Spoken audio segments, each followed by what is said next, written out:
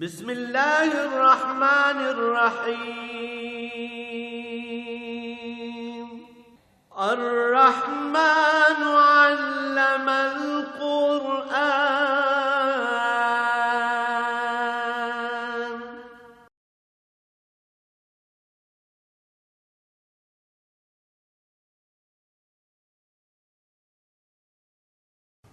الحمد للہ رب العالمین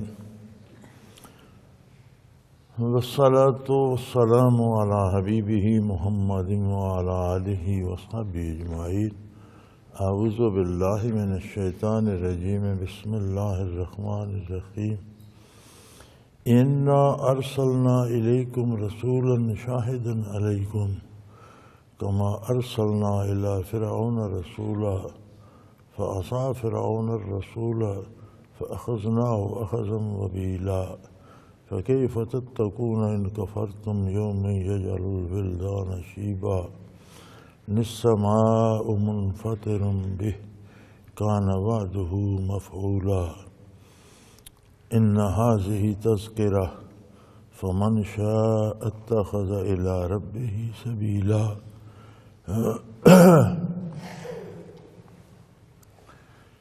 اللهم سبحانك لا علم لنا إلا ما علمتنا إنك أنت العليم الحكيم. مولاي صل وسلم دائما أبدا على حبيبك خير الخلق كلهم. کفار و مشرکین کو مخاطب کرتے ہوئے ارشاد فرمایا کہ میں نے تمہاری طرف بھی اپنے رسول صلی اللہ علیہ وآلہ وسلم کو مبعوث فرمایا ہے، جیسے تم سے پہلے مشرکین و کفار اور بہت بڑے کافر، بہت بڑے ہی کافر فرعون کی طرف رسول مبعوث فرمایا تھا. مقصد یہ ہے کہ تم اپنی حیثیت پر اکڑتے ہو کہ ہم اپنے باپ دادا کی رسومات کیوں چھوڑیں، باپ دادا کے عقائد کیوں چھوڑیں.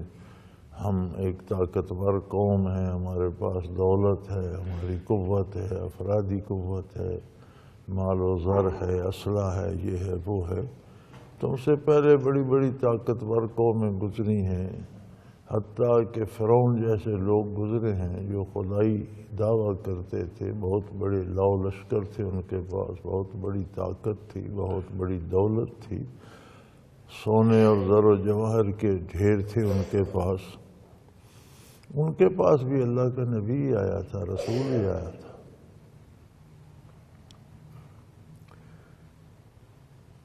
گمراہی اور کفر و شرک برداشت ہوتا رہتا ہے، درگزر ہوتی رہتی ہے، لیکن جب اللہ کا نبی مبعوث ہوتا ہے اور حجت تمام ہو جاتی ہے، دلیل قائم ہو جاتی ہے، تو پھر نافرمانی پر تباہی آتی ہے.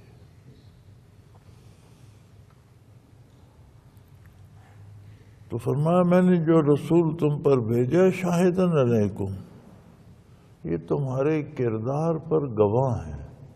تم پر حجت تمام ہو گئی، دلیل تمام ہو گئی.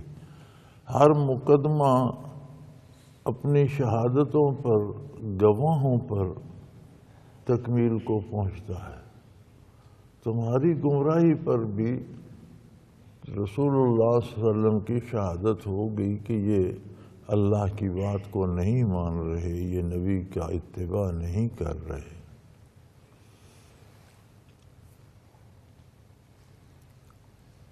تو تمہیں اپنی طاقت کا گھمنڈ ہے.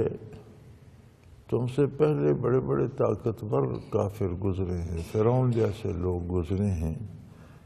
فعصى فرعون الرسول، فرعون نے بھی اللہ کے رسول کی نافرمانی کی تھی. فأخذناه أخذا وبيلا، تو ہم نے اسے ایک بہت بڑی مصیبت میں گرفتار کر لیا. اس کا انجام دیکھو کیا ہوا.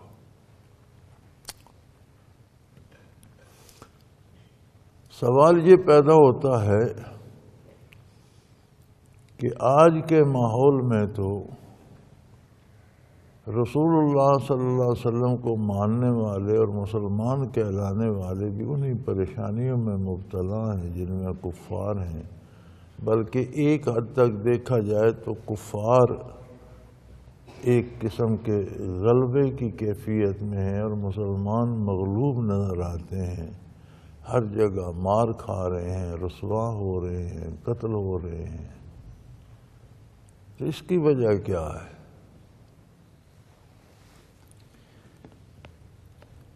وجہ ظاہر ہے، فَعَصَىٰ فِرْعَوْنُ الرَّسُولَ، فرعون نے اللہ کے رسول کی نافرمانی کی۔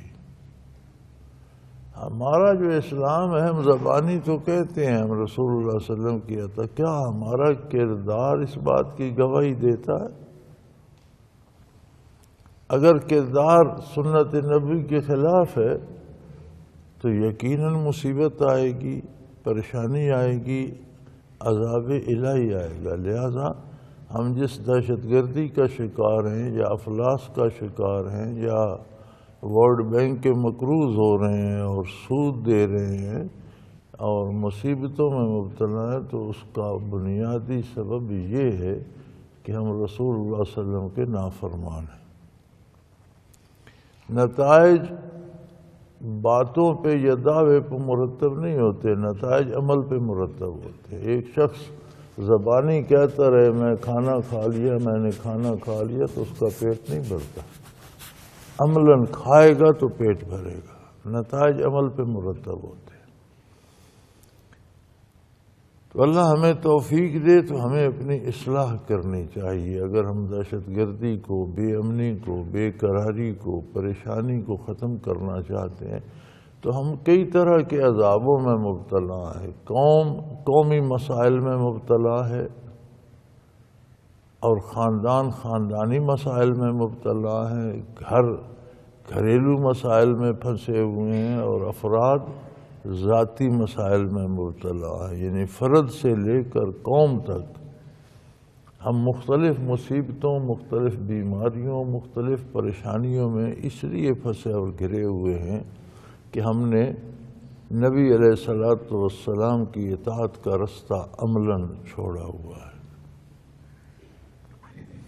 تو فرمایا فرعون جیسے متکبر، طاقتور اور خدائی کا دعویٰ کرنے والے بڑے طاقتور فوجی قوت اور حکومت اور سلطنت دولت رکھنے والوں نے نافرمانی کی، ہم نے انہیں ایسی مصیبت میں ڈالا کہ تباہ و برباد ہو گئے، لو لشکر نابود ہو گئے، دولتیں لٹ گئیں، حکومتیں چلی گئیں، ملک ختم ہو گئے۔ فَكَيْفَ تَتَّقُونَ إِن كَفَرْتُمْ يَوْمَ يَجْعَلُ الْوِلْدَانَ شِيبًا۔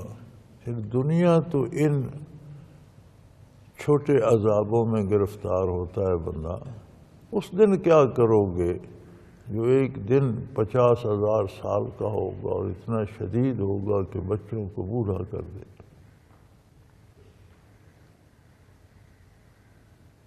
اتنا سخت ہوگا، اتنا لمبا ہوگا، اس دن کیا جواب دو گے؟ قیامت کو کیا کرو گے؟ دنیا پہ تو چلو مر جاؤ گے، تباہ ہو جاؤ گے، مٹ جاؤ گے، لیکن مٹ کر قصہ ختم تو نہیں ہوگا۔ اب تو گھبرا کے یہ کہتے ہیں کہ مر جائیں گے۔ یہ دنیا میں آخری تباہی تو یہی ہے، آخری بربادی ہے کہ مر جائے گا۔ اب تو گھبرا کے یہ کہتے ہیں کہ مر جائیں گے، مر کے بھی چین نہ پایا تو کدھر جائیں گے؟ وہاں کیا جواب دو گے؟ السماء منفطر بہ کان وعدہ مفعولا۔ زمین تو زمین، قیامت کا زلزلہ اتنا عظیم ہوگا کہ آسمان پھٹ جائیں گے اس سے۔ زمین کا کیا حشر ہوگا کہ جس کی تھر تھراہٹ سے، جس کے شور سے، جس کے زلزلے سے آسمان پھٹ جائیں گے، تو زمین کا کیا حشر ہوگا۔ ان ھذہ تذکرہ، یہ بعثت عالی، یہ دعوت اللہ، یہ قرآن کریم، یہ دین برحق ایک نصیحت ہے، یہ نصیحت ہوتی ہے خیر خواہی کے لیے، بھلائی، کسی کی بھلائی کے لیے اسے جو بات سمجھائی جائے وہ نصیحت ہوتی ہے۔ تو یہ نوع انسانی کے لیے نصیحت ہے۔ فمن شاء اتخذ الی ربہ سبیلا، جو بھی چاہے اولاد آدم علیہ السلام میں سے اللہ اپنے پروردگار کی طرف راستہ اختیار کر لے، سیدھی راہ اختیار کر لے۔ انسان کو اختیار دیا ہے، برائی چھوڑ دے، نیکی اختیار کر لے، پھر توبہ کا دروازہ کھلا رکھا ہے، جتنی کچھ کر چکا ہے وہ معاف ہو جائے گی، اس سے بڑی رعایت کیا ہو سکتی ہے؟ ان ربک یعلم انک تقوم ادنی من ثلثی اللیل ونصفہ وثلثہ وطائفۃ من الذین معک۔ فرمایا میرے حبیب اللہ کریم جانتے ہیں کہ آپ راتوں کو کھڑے ہو کر عبادت کرتے ہیں، تہائی رات، آدھی رات، کبھی اس سے کم کبھی زیادہ، چونکہ پہلے تہجد کی نماز فرض تھی۔ جب نمازیں فرض نہیں ہوئی تھیں تو تہجد فرض ہو گئی، اور تمام مسلمان راتوں کو اٹھ کر تہجد ادا کرتے تھے۔ پھر تہجد میں طویل قیام بھی فرض تھا کہ زیادہ سے زیادہ دیر قیام کیا جائے اور قرآن کریم ترتیل کے ساتھ پڑھا جائے اور لمبی قرأت کی جائے۔ پھر یہ رعایت فرمائی کہ آپ بھی، آپ کے متبعین مسلمان بھی آدھی آدھی رات کھڑے رہتے ہیں، کبھی تہائی رات کھڑے رہتے ہیں، کبھی اس سے کم زیادہ۔ واللہ یقدر اللیل والنہار، رات اور دن کے کیفیات کا اندازہ اللہ کریم کو ہے، انسان سے زیادہ وہ جانتا ہے۔ اسے خبر ہے کہ دن کو تو انسان ایک کام سارا دن بھی کر سکتا ہے، راتوں کو کھڑے رہنا آسان نہیں ہے، انسان کے لیے بڑا پرمشقت ہے۔ علم لن تحصوہ، اور اللہ یہ بھی جانتا ہے کہ یہ طویل قیام آپ کی امت نبھا نہیں سکے گی۔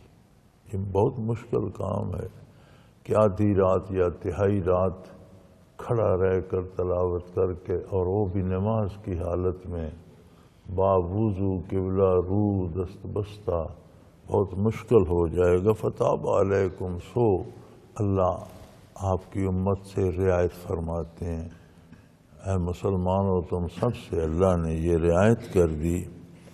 فَقْرَؤُوا مَا تَيَسَّرَ مِنَ الْقُرْآنِ، اب اس کے بعد وہ جو طوالت تھی تہجد میں، جس طوالت تھی اس کی فرضیت ختم کر دی گئی کہ جتنی ہو سکے اتنی دیر قرآن پڑھو۔ جو 10 منٹ کھڑا رہ سکتا ہے وہ 10 منٹ کھڑا رہ کر قرأت کرے، جو 5 منٹ رہ سکتا ہے 5، جو گھنٹہ کھڑا ہو سکتا ہے، جتنی ہمت ہے اتنا کر لو تو ثواب اتنا ہی ملے گا۔ یہ اللہ کریم کی بڑی عطا ہے۔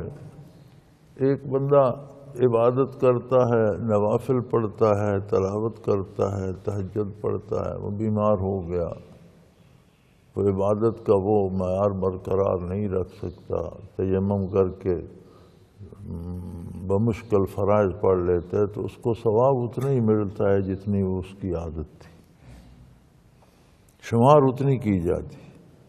تو فرمایا جس طرح تم طویل قیام کرتے تھے، اب جتنا ممکن ہو سکے اتنا کر لو، ثواب تمہیں اتنا ہی دوں گا۔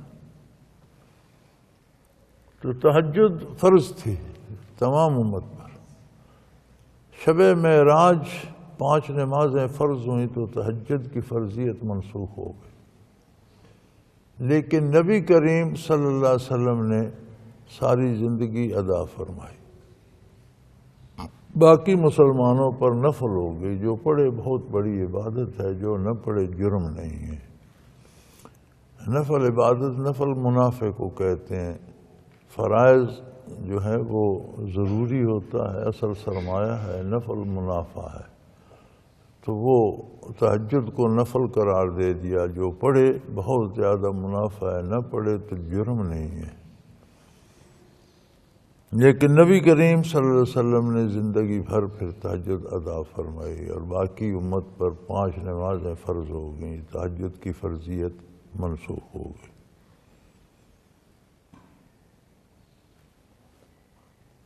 المان سے یکون منکم مرضی، اللہ کریم جانتے ہیں کوئی تم میں سے بیمار ہو جائیں گے، طبیعت خراب ہو جائے گی، کسی کو بخار ہو گیا، کوئی اور بیماری ہو گئی۔ وآخرون یضربون فی الارض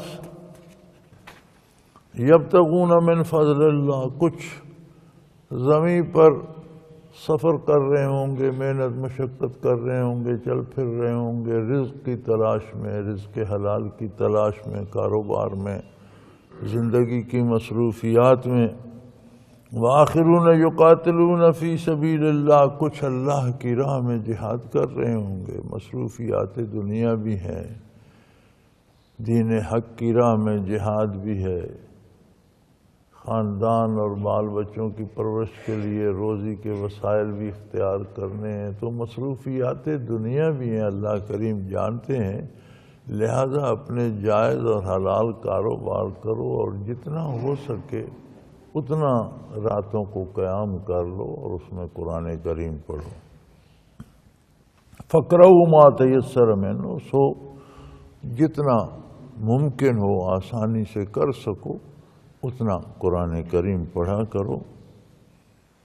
وَأَقِيمُوا الصَّلَاةَ وَآتُوا الزَّكَاةَ، ہاں نماز قائم رکھو، نماز باقاعدگی سے ادا کرو، فرائض سے چھٹکارا نہیں ہے، نوافل ادا کرو، بہت اچھی بات، نہ کر سکو اللہ درگزر فرمائیں گے، لیکن فرائض میں کوئی چھٹی نہیں ہے، نماز کو قائم رکھو، زندہ رکھو، اور اللہ مال دیں تو اس پر زکوٰۃ دو، یعنی مال کی محبت میں گرفتار نہ ہو جاؤ، مال اللہ کی امانت ہے۔ زکوٰۃ سے مراد ایک تو فرض زکوٰۃ ہو گئی، وہ دو، دوسرا یہ بھی ہے کہ مال تمہارا نہیں ہے، اللہ نے تمہیں دیا ہے، لہذا وہاں خرچ کرو جہاں خرچ کرنے کی اس نے اجازت دی ہے، ناجائز اور حرام کاموں پہ یا فحاشی پہ خرچ نہ کرو۔ وَأَقْرِضُوا اللَّهَ قَرْضًا حَسَنًا، یہ ساری عبادات اور یہ سارا مال جو راہ حق پہ یا اللہ کی اطاعت میں خرچ ہوتا ہے، یہ ایسے ہے جیسے تم اللہ کریم کو قرض دے رہے ہو۔ قرض اس رقم کو کہتے ہیں جو کسی کے پاس رکھی جائے، کسی کو دی جائے، جس کی واپسی یقینی ہو، وہ قرض ہوتا ہے کہ میں آپ کو دے رہا ہوں، آپ مجھے لوٹا دیں گے۔ تو فرمایا یہ تمہارا اللہ کی راہ میں خرچ کرنا، اللہ کے حکم کے مطابق خرچ کرنا، یہ عبادات، یہ اللہ پر قرض ہے، تم اپنی حیثیت کے مطابق دے رہے ہو۔ قرض سے مراد یہ کہ اللہ کریم تمہیں یہ لوٹا کر دیں گے، اور جب وہ لوٹائیں گے تو اپنی شان کے مطابق لوٹائیں گے۔ وَمَا تُقَدِّمُوا لِأَنفُسِكُم مِّن خَيْرٍ تَجِدُوهُ عِندَ اللَّهِ خَيْرًا وَأَعْظَمَ أَجْرًا، جو نیکی بھی تم اللہ کے پاس بھیجتے ہو وہ تمہیں اللہ اس کا بدلہ لوٹا کر دیں گے، اور وہ اس سے بہت بہتر دیں گے۔ تم اپنی حیثیت کے مطابق عمل کرتے ہو، وہ اپنی شان کے مطابق اجر عطا فرمائیں گے، وَأَعْظَمَ، بہت بڑا اجر اس کا عطا کریں گے۔ اس دنیا میں تم تصور بھی نہیں کر سکتے کہ اس کا اجر کتنا بڑا، کتنا عظیم ہوگا۔ وَاسْتَغْفِرُوا اللَّهَ، ہر حال میں اللہ سے بخشش مانگتے رہو، راتوں کو قیام کرو، تہجد پڑھو، تلاوت کرو، قیام میں تلاوت کرو، حلال مال کماؤ، محنت مشقت کر کے کماؤ، اللہ کی راہ میں خرچ کرو، باقاعدگی سے نمازیں پڑھو، زندگی اللہ کی راہ میں صرف کرنے کے بعد اللہ سے بخشش طلب بھی کرتے رہو، اس پہ ناز نہ کرو، اترانا شروع نہ کر دو کہ میں نے بڑی نیکی کر لی، میں نے اللہ پہ بڑا احسان کر دیا، یہ درست نہیں ہے۔ ہمہ وقت عبادت کرنے کے بعد بھی استغفار پڑھتے رہا کرو، واستغفر اللہ، ہمیشہ اللہ سے بخشش مانگا کرو۔ ان اللہ غفور الرحیم، یقیناً اللہ بہت بڑے بخشنے والے، بہت بڑے رحم کرنے والے ہیں۔ سورہ مدثر شروع ہوتی ہے، یہ بھی مکی صورتوں میں شمار ہوتی ہے۔ بسم اللہ الرحمن الرحیم، یا ایھا المدثر قم فانذر وربک فکبر فثیابک فطہر والرجز فاہجر ولا تمنن تستکثر وَلِرَبِّكَ فَاصْبِرْ۔ فرمایا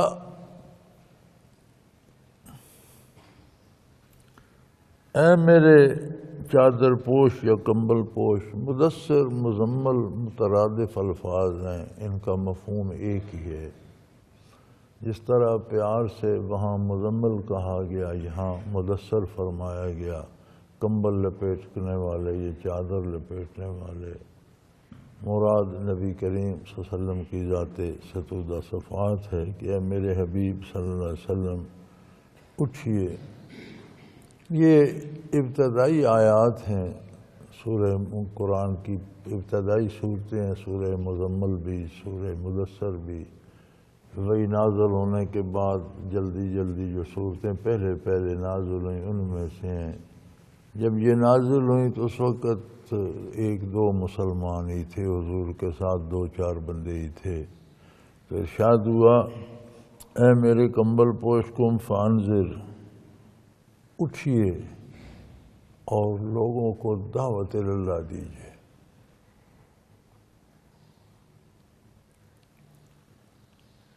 انذر، لوگ ناعاقبت اندیش ہیں، لوگوں کا عقیدہ اور کردار انہیں تباہی کی طرف لے جا رہا ہے، اس کے خطرناک نتائج سے انہیں آگاہ فرمائیے۔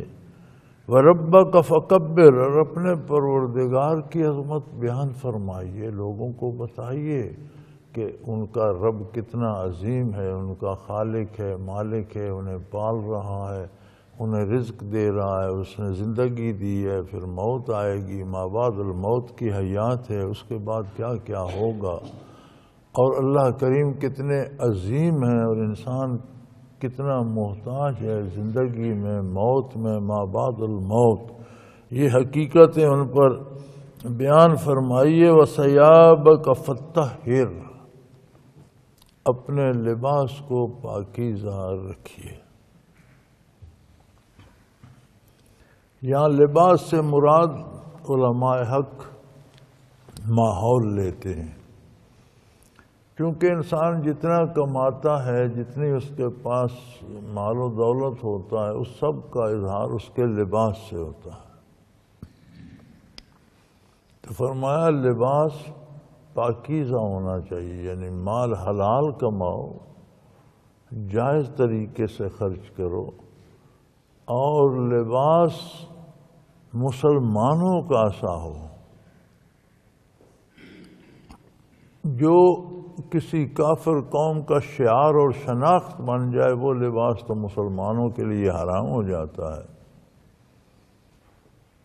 جیسے کسی قوم کی پکی شناخت بن جائے، جیسے مثلا ہندو دھوتی باندھ کر اسے نیچے سے لنگوٹے کی طرح کر لیتا ہے اور دور سے دیکھنے والے کو سمجھ آ جاتی ہے یہ ہندو ہے، اگر مسلمان اس طرح کی باندھے گا تو حرام ہو۔ ہندو سر میں ایک سارا سر منڈا کے ایک لمبی سی چوٹی رکھ لیتا ہے، پتہ چلتا ہے یہ ہندو ہے، اگر مسلمان اسی طرح کرے گا تو حرام ہوگی۔ وہ ان کا شعار ہے نا، پتہ جس سے پتہ چلتا ہے کہ یہ ہندو ہے۔ جو غیر مذاہب کے شعار ہیں ان کا اختیار کرنا حرام ہے۔ اس سے نیچے جو عمومی چیزیں ہیں، ویسے تو لباس میں ستر عورت فرض ہے، جس سے جسم ڈھک جائے ٹھیک ہے، لیکن مشابہت جو ہے کفار اور مشرکین کی وہ نامناسب ہے۔ اگر وہ ان کی پہچان ہے تو ویسا بننا تو حرام ہو گیا، اگر پہچان نہیں ہے تو ان سے مل جل جائے۔ جیسے اب ہم کتنی دفعہ دیکھتے ہیں ٹی وی پر ہمارے لیڈران کرام ہندوستان جاتے ہیں یا یورپ وغیرہ جاتے ہیں تو عیسائیوں یہودیوں کے ساتھ بیٹھے ہوں یا ہندوؤں کے ساتھ بیٹھے ہوں تو پتہ نہیں چلتا ہندو کون ہے مسلمان کون ہے. یہ مشابہت بھی بہت نامناسب ہے. مسلمان کا پتہ چلنا چاہیے اس کے حلیے اس کے لباس سے کہ یہ مسلمان ہے. تو ضروری ہے کہ یہ ویسی ٹائی پتلون سوٹ پہن کر جائیں. اگر یہ درمیان میں شیروانی پہن کر بیٹھے ہوں تو پتہ چلے مسلمان ہے. ان کی مونچھ داڑھی صاف ہے، ان کے چہرے پہ داڑھی ہو تو پتہ چلے یہ مسلمان ہے. اب مجھے حیرت ہوتی ہے کہ اقوام مغرب میں ہمارے کسی رواج کو وہ اپناتے نہیں. یہاں آتے ہیں چیزیں دیکھتے ہیں کہتے ہیں سلوار بڑا خوبصورت لباس ہے، آپ کی قمیض بہت اچھی ہے. ہم وہاں جاتے ہیں تو وہ دیکھتے ہیں یار تم بڑے خوش قسمت ہو اپنی مرضی سے لباس سلوا لیتے ہو، ہمیں تو کارخانے سے بنا بنایا لباس، ہم تو نمبر دیکھ کر خریدتے ہیں اتنے نمبر کا مجھے پورا ہوگا. لیکن کبھی انہوں نے سلوار قمیض پہنی ہے، کبھی انہوں نے ہم جیسا حلیہ بنانے کی کوشش کی ہے. تو ہمیں کیا مصیبت ہے کہ ہم ہر وقت کوشش کرتے ہیں ہم ان جیسے نظر آئیں.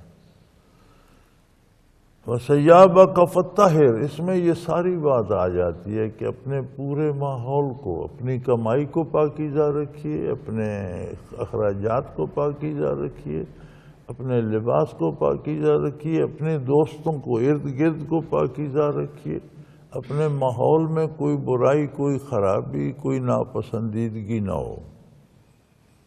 وَالرُّجْزَ فَاهْجُرْ، اور ناپاکی سے دور رہیے، ہر طرح کی ناپاکی سے، باتوں کی ناپاکی، فحش کلامی سے دور رہیے. ناجائز کمائی، حرام کی کمائی ناپاکی ہے اس سے دور رہیے. زیادتی، ظلم، گناہ سے دور رہیے. بے نماز ہونے سے، یعنی ہر قسم کی ناپاکی جو ہے، ناپسندیدگی جو ہے اس سے دور رہیے. فلا تمنن تستکثر، اب یہ کیوں لوگ ناپاکی میں، ناپسندیدہ باتوں میں، ناپسندیدہ رواجات میں کیوں جاتے ہیں؟ یہ سمجھتے ہیں کہ یہاں جانے سے دولت زیادہ ملے گی یا عزت زیادہ ملے گی یا شہرت سے. فرمایا اس زیادتی کی کبھی تمنا نہ کی.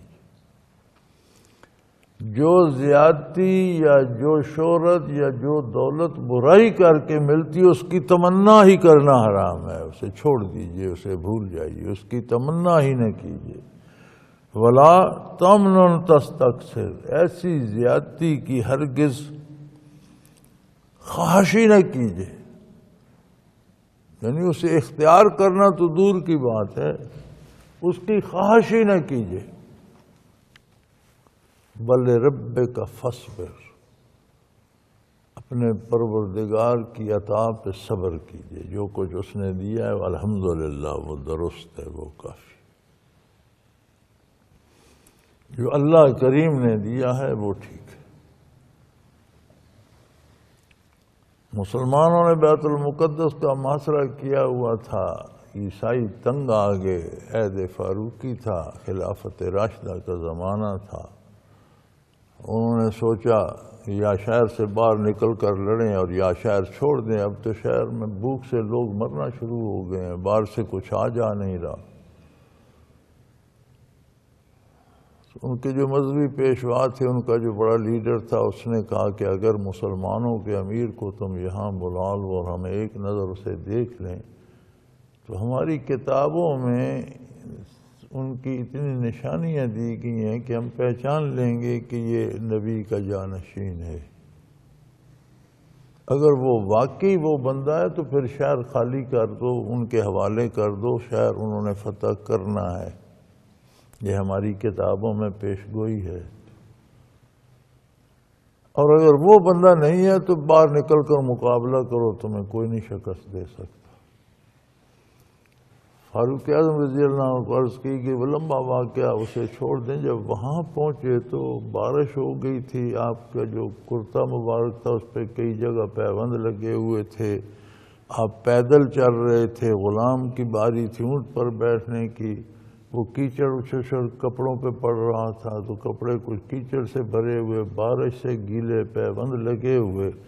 تو امیر لشکر نے عرض کی کہ حضرت یہ عیسائیوں نے آپ سے ملنا ہے، ان کے لاٹ پادری نے آپ سے گفتگو کرنی ہے، تو یہ کوئی حلیہ ہے مسلمانوں کے امیر کا، آدھی دنیا کے آپ حکمران ہیں، تو آپ لباس بدل لیجئے، اچھے گھوڑے پہ بیٹھ جائیے. چنانچہ انہوں نے آپ کا لباس تبدیل کرا دیا، خوبصورت گھوڑے پہ بٹھا دیا.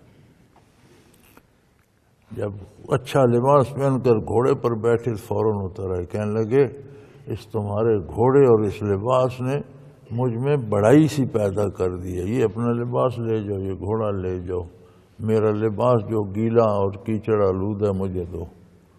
آپ نے وہی لباس، وہی جوتے پہ کہا میں اسی طرح عیسائی ہوں، جیسا میں ہوں، جیسا میرے رب نے مجھے رکھا میں ایسا ٹھیک ہوں. اب وہ جو آپ کا حلیہ تھا وہ پہلی کتابوں میں تھا. تو عیسائیوں کے اس بڑے پادری نے دیکھا تو اس نے کہا یہ ہماری کتابوں میں یہ نبی کا صحیح جانشین ہے اور اس کے ہاتھ پہ یہ شہر فتح ہونا، اس کی پیش گوئی ہماری کتابوں میں ہے، لہذا صلح صفائی سے شہر مسلمانوں کے حوالے کر دو، لڑنے کی ضرورت نہیں، لڑو گے تو بھی یہ فتح ہو جائے. وہ ارشاد ہو رہا ہے وَلِرَبِّكَ فَاصْبِرْ، جو اس پالنہار نے دیا اس پر صبر کرو. ناجائز ذرائع سے شہرت پانے کی، ناجائز ذرائع سے عہدے حاصل کرنے کی، ناجائز ذرائع سے ان دولت کے پیچھے اللہ کی نافرمانی نہ کرو. جو کچھ جس حال میں وہ رکھتا ہے، جو کچھ وہ دیتا ہے، جائز وسائل اختیار کرو، جائز محنت کرو، حلال طریقے اختیار کرو، اس سے زائد کے لیے لالچ نہ کرو. اس لیے کہ فَإِذَا نُقِرَ فِي النَّاقُورِ، ایک دن سور پھونکا جائے گا، اور جب سور پھونکا جائے گا فَذَلِكَ يَوْمَئِذٍ يَوْمٌ عَسِيرٌ، قیامت قائم ہوگی تو یہ بڑا مشکل دن ہوگا. نبی صلی اللہ علیہ وسلم فرماتے ہیں، صلی اللہ علیہ وسلم فرماتے ہیں کہ موت بھی قیامت کی بہن ہے، جو مرتا ہے ایک طرح سے اس کی قیامت تو قائم ہوگی. جب موت آتی ہے تو ساری شہرت، دولت، سب چیزیں زبانی رہ جاتی ہیں. بندہ تہی دست ہو کر، بے بس ہو کر، بے وقت ہو کر ایک میت سی بن جاتا ہے، خاک میں ملا دیا جاتا ہے. تو اسے کیا ضرورت ہے کہ اللہ کی نافرمانی کر کے شہرت یا دولت جمع کرتا رہے. پھر جب قیامت آئے گی تو یہ ساری شہرتیں، ساری دولتیں، سارے محل، ہر چیز تباہ و برباد ہو جائے گی. اس کے لیے اللہ کی نافرمانی کیوں کی جائے؟ فَإِذَا نُقِرَ فِي النَّاقُورِ، جب سور پھونکا جائے گا فَذَلِكَ يَوْمَئِذٍ يَوْمٌ عَسِيرٌ عَلَى الْكَافِرِينَ غَيْرُ يَسِيرٌ. اللہ کی عظمت کا انکار کرنے والے اور حضور کی رسالت کا انکار کرنے والوں کے لیے بہت مشکل بن جائے گی، بہت مشکل دن ہوگا. ایسی مشکل جس کا کوئی حل نہ ہو، غیر یسیر، بغیر آسانی، کوئی راستہ نہیں ہوگا اس سے نکلنے کا. نافرمانوں کے لیے اس سے نکلنے کی کوئی راہ نہیں ہوگی. وآخر دعوانا ان الحمد للہ رب العالمین. اللہ اللہ اللہ اللہ اللہ اللہ اللہ اللہ.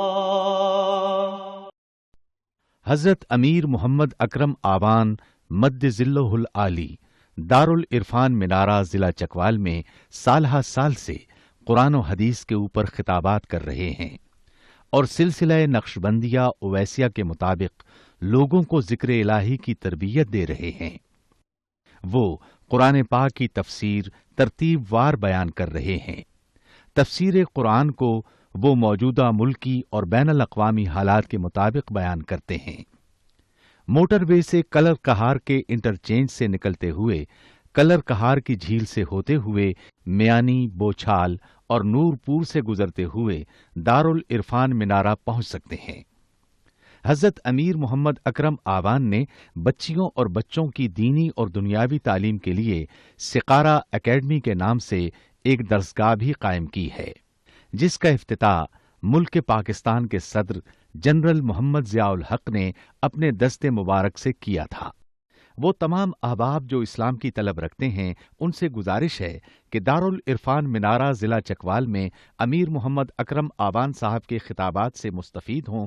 وہ ہر جمعے کو نماز سے پہلے بیان فرماتے ہیں۔ ہر ماہ کی پہلی اتوار کو ماہانہ اجتماع ہوتا ہے جس میں آپ خصوصی خطاب فرماتے ہیں اور پاکستان کے چاروں صوبوں سے احباب اس اجتماع میں شرکت کرتے ہیں۔ اس کے علاوہ یہاں سال میں 2 مرکزی اجتماعات بھی ہوتے ہیں، ایک رمضان المبارک میں اعتکاف کا اجتماع اور دوسرا جولائی اور اگست میں 40 دن کا اجتماع ہوتا ہے جس میں روحانی تربیت کی جاتی ہے۔ اپنا خون سیماب دے کر اتنا ہم کر جائیں گے، نام آقا کا چمن میں پھر رقم کر جائیں گے۔